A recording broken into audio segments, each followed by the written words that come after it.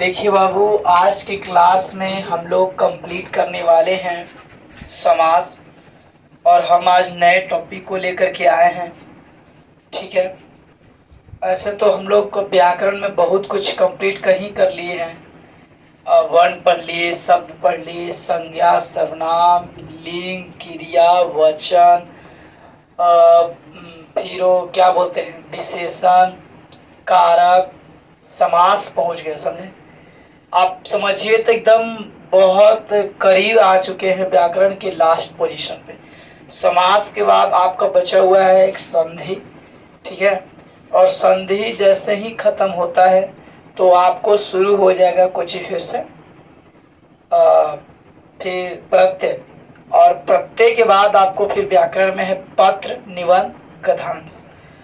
तो इसको तो खैर हम पढ़ा देंगे, लेकिन इसके बाद आपको शुरू कर देंगे हिस्ट्री। ठीक है। हिस्ट्री पढ़ाएंगे आपको। देखिए, कहता है सबसे पहले आप कॉपी में नोट कर लीजिए और कॉपी में लिख लीजिएगा। आज शुरू नया टॉपिक हुआ है, यहाँ लिख लीजिएगा कॉपी में, आपको ज़्यादा बेहतरीन होगा। केवल वीडियो देखने से नहीं, लिखना भी जरूरी है। एक बार आप लिखिए। देखिए, कहता क्या है, समास। समास जो है इसको इंग्लिश में कंपाउंड बोलते हैं। क्या बोलते हैं? कंपाउंड। समास को इंग्लिश में हम लोग क्या बोलते हैं? कंपाउंड बोलते हैं। ठीक है। समास को इंग्लिश में हम लोग कंपाउंड बोलते हैं। ठीक ना? इंग्लिश में हम लोग इसे कंपाउंड बोलते हैं। कहता है कि दो या दो से अधिक पदों से मिलकर, जानते हैं कि दो या दो से अधिक, दो या दो से अधिक पदों से मिलकर बने नए पद को समास कहते हैं। नहीं समझ में आ रहा होगा? आपको सबसे पहले संधि पढ़ा देते तो ज्यादा बढ़िया। देखिए, समझ में आएगा।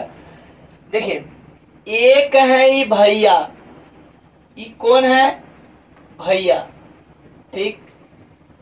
एक है ये भाभी।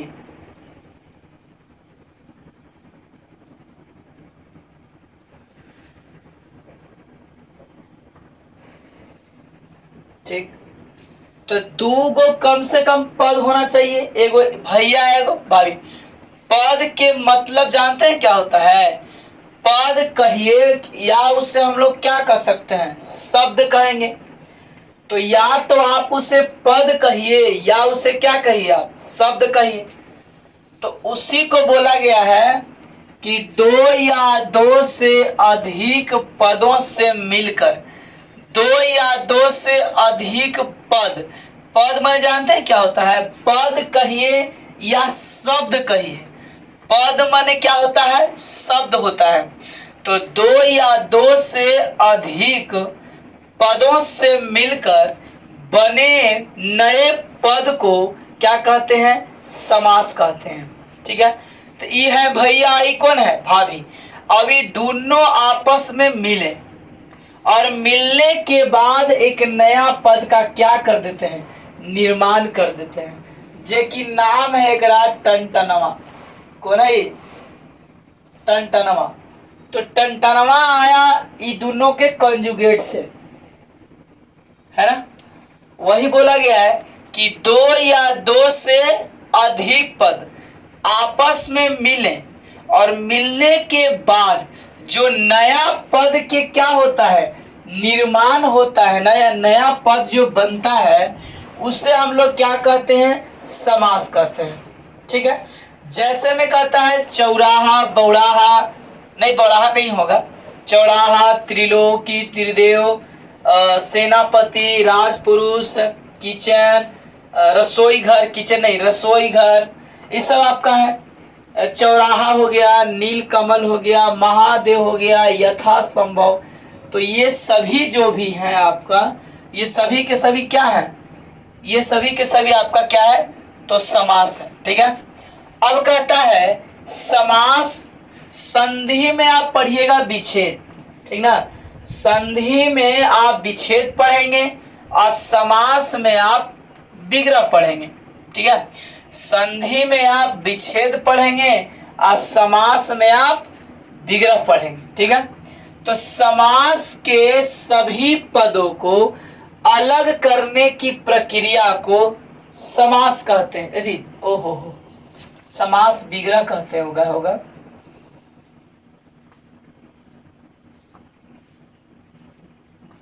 सुधार लीजिएगा, उससे गलती हो गया है।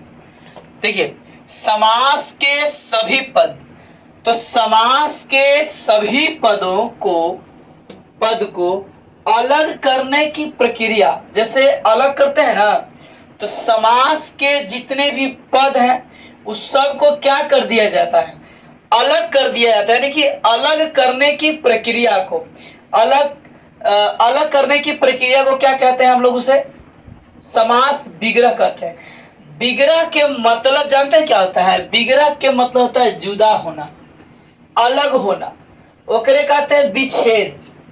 जैसे पहला बार किसी से आपको जानते हैं लगाव होगा, और लगाव होने के बाद ही आपको उससे क्या बनेगा, विग्रह होगा। विग्रह माने जुदाई हो गया, विच्छेद होगा, अलग होंगे आप। सबसे पहले आपको पद बनेगा, शब्द बनेगा, और तब जाकर के उसे क्या होता है, विग्रह होता है, ठीक है।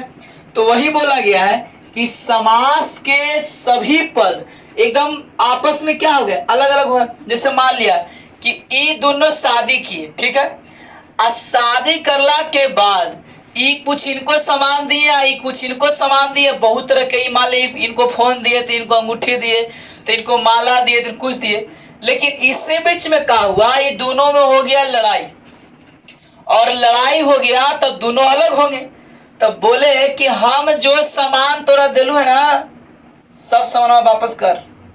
हाँ, तो जितना सामान हम आपको दिए हैं वापस करिए, अब आप हमको जो सामान दिए हैं हम आपको वापस कर देंगे। यानी कि सभी भी समास के सभी पद को अलग करने की प्रक्रिया को क्या कहते हैं, विग्रह कहते हैं। और यही है हमारा विग्रह। आपको विग्रह भी सिखाएंगे। देखिए, इस प्रकार से जब समास के शादी ब्याह हुआ तो 7 कैलेंडर छापा, यानी कि के गो बाल बच्चा, 7 बाल बच्चा। किसका, समास का। हिंदी नहीं बल्कि संस्कृत व्याकरण पढ़िएगा ना, तो समास के 4 गो बाल बच्चा है, हिंदी में क्या हुआ है, 7 गो। ऐसे संस्कृत में भी आपको पढ़ाएंगे ना तो पूरा आपको पढ़ा देते हैं, लेकिन यही है आपको कि बस यहाँ पूरा हिंदी में अलग है, संस्कृत व्याकरण में अलग, समास अलग तरीके से पढ़ना है, वहां भी आपको समझ में आएगा।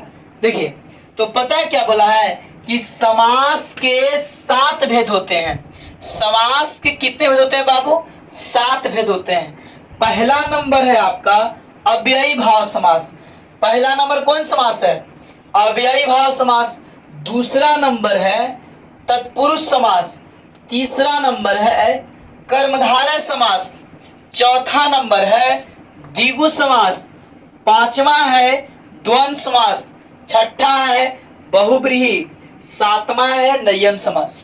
देखिए, आप YouTube पर बहुत वीडियो देखते हैं कि बस 2 मिनट में समास कंप्लीट करें, या समास के एक वीडियो में। आपको हम बताते हैं, एक बार खाली हमारे क्लास को करिए और अच्छे तरीके से आप पढ़ लीजिए कोई टॉपिक को, और उसके बाद आप क्या करिए, देखिए कि जो हम पढ़े हैं ना कि मेरा बनता है कि नहीं। वर्णिका आपको पढ़ाए होंगे, अगर आप वर्णिका के कोई टॉपिक को अगर आप देख लेते हैं ना, एक बार अगर आप देख लेते हैं, कहते हैं कि आपसे को क्वेश्चन नहीं छूटेगा, पूरा का पूरा क्वेश्चन बनेगा आपसे, ठीक है। हाँ, ये नहीं कि शॉर्ट में आधा घंटा, टाइम तो लगेगा, डीप नॉलेज के लिए टाइम तो लगता ही है। यानी आपको पूरा अच्छे से पढ़ाएंगे तो समय थोड़ा लगेगा, लेकिन बेहतरीन है एकदम। क्लास लगभग 1 घंटे का क्लास है उसमें। तो इसी तरह से कोई भी टॉपिक को हम पढ़ाए हैं तो आपको लेट थोड़ा हुआ होगा, लेकिन जो भी टॉपिक आपको पढ़ाया है ना एकदम फ्रेश, उसमें आपको कोई दिक्कत नहीं है। एक बार अगर आप पढ़ लिए हैं तो आपको दिक्कत नहीं होगा। देखिए, तो समास के कितने भेद होते हैं, 7 भेद। अब 10th लेवल 12th लेवल जितना आवश्यकता उतना तो पढ़ा देंगे। कंपटीशन लेवल में थोड़ा सा टफ होता है, वो आपको जानना जरूरी नहीं हम समझते हैं, और इसीलिए पढ़ाते भी नहीं है वो सब उतना हायर लेवल तक।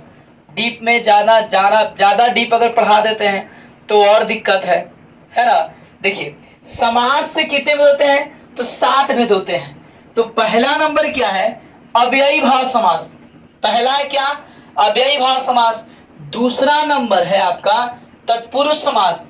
तीसरा नंबर है कर्मधारय समास। चौथा है आपका द्विगु समास। पांचवा है द्वंद्व समास। छठा है बहुब्रीहि। सातवां है नय्यम समास। इस सब के बारे में हम लोग क्या करेंगे, बारी बारी से चर्चा करेंगे, बारी बारी से इसका क्लास क्या करेंगे, कंप्लीट करेंगे। देखिए अव्ययी भाव समास में आपको बताए होंगे, संस्कृत पढ़ाए होंगे तब। सदृशम त्रिषु लिंगेषु सर्वासु च विभक्तिषु वचनेषु च सर्वेषु यन्वयति तद्वयम्। सदृशम त्रिषु लिंगेषु सर्वासु च विभक्तिषु वचनेषु च सर्वेषु यन्वयति तद्वयम्। तो आपको हम ये बात बताए होंगे कि सभी लिंग, सभी वचन, सभी पुरुषों में, सभी विभक्तियों में कहीं बदलता बदलता नहीं है, हमेशा क्या रहता है, एक जैसा रहता है। तो वो कौन समास, तो उसे क्या बोलेंगे, अव्यय, अव्यय कहते हैं, कभी नहीं घटता बढ़ता है। तो अव्यय में पहला पद क्या होगा, अव्यय होगा। तत्पुरुष में जिस समास में अंतिम पद की क्या होगी, प्रधानता होगी, हम उसे कौन समास बोलेंगे, तत्पुरुष समास। द्विगु समास, तो जिस समास में पहला पद क्या होगा, संख्यावाची होगा, उसे द्विगु समास बोलेंगे। द्वंद्व समास, जिस समास में दोनों पदों की क्या हो, प्रधानता हो, तो हम उसे क्या बोलेंगे, क्या बोलेंगे, उसे द्वंद्व समास बोलेंगे। अगला नंबर है बहुब्रीहि समास, कि वैसा समास जो अपना पद को छोड़ करके कोई नया पद को क्या कर लेता हो, ग्रहण कर लेता हो, तो हम उसे कौन समास बोलेंगे, बहुब्रीहि। और वो एक नियम है जिससे अनर्थ का, अनाथ का, अशब्द का प्रयोग सबसे पहले करता है, उसे हम लोग कौन समास बोलते हैं, नियम समास बोलते हैं। अगला नंबर है आपका कर्मधारय समास, इसमें पहला पद विशेषण और उसका अंतिम पद क्या हो, विशेष्य हो, तो हम उसे कौन समास बोलते हैं, कर्मधारय समास बोलते हैं। ठीक है, देखिए समास आपको अच्छे तरीके से समझ में आएगा। लगभग आपको परीक्षा में 6 नंबर पूछता है। कितना में पूछेगा, 6 अंक आपको एग्जाम में पूछते हैं। एग्जाम में आपको लगभग 6 अंक आपको कंप्लीट है, पक्का पूछना है, पूछेगा ही पूछेगा। देखिए जिस समास में हम पहला पढ़ने जा रहे हैं आज, अव्ययी भाव समास, तो कहता क्या है कि जिस समास में पहला पद अव्यय हो, जिस समास में पहला पद क्या हो, अव्यय हो, तो उसे अव्ययी भाव समास कहते हैं। जिस समास में पहला पद क्या हो, अव्यय हो, जिस समासिक पद में पहला पद अव्यय हो, तो हम उसे क्या कहते हैं, अव्ययी भाव समास कहते हैं। आपको अगले क्लास में आते हैं, इसमें आपको ऐसा ऐसा वर्ड मिलेगा, जैसे भर, भर तो भर पेट, भर झोला, भर बोड़ा बोलते हैं ना। तो भर आपका क्या है, अव्यय है, जो कभी चेंज नहीं होगा। कोई क्रिया में हो, लिंग हो, वचन हो, विभक्ति हो, कभी चेंज नहीं होता है, ये हमेशा एक जैसा रहता है। तो हम उसे क्या बोलते हैं, अव्यय पद बोलेंगे। ठीक है, भर पेट, भर झोला, भर बोड़ा बोलते हैं ना। तो इस तरह से अभी आपको बहुत सारा पढ़ाएंगे यथासंभव। ठीक है, तो हम लोग आज के लिए इतना ही, बाकी हम लोग अगले क्लास, अगले वीडियो में जानेंगे। एक बार रिकॉल कर देते हैं कि 2 या 2 से अधिक पदों से मिल करके बने नए पद को क्या कहते हैं बाबू, समास कहते हैं। और समास के सभी पद को अलग करना क्या कहलाता है, विग्रह कहलाता है। समास से पूछता है क्वेश्चन कि समास कितने भेद होते हैं, तो 7। समास कितने भेद होते हैं, 7 भेद होते हैं। अव्ययी भाव समास, तत्पुरुष समास, कर्मधारय समास, द्विगु समास, द्वंद्व समास, बहुब्रीहि और नय्यम समास। जिस समास में पहला पद क्या हो, अव्यय हो, जिस समास में पहला पद अव्यय हो, तो हम उसे क्या कहते हैं, अव्ययी भाव समास कहते हैं। आज के लिए इतना ही, फिर मिलेंगे हम लोग next day, next class, next video में।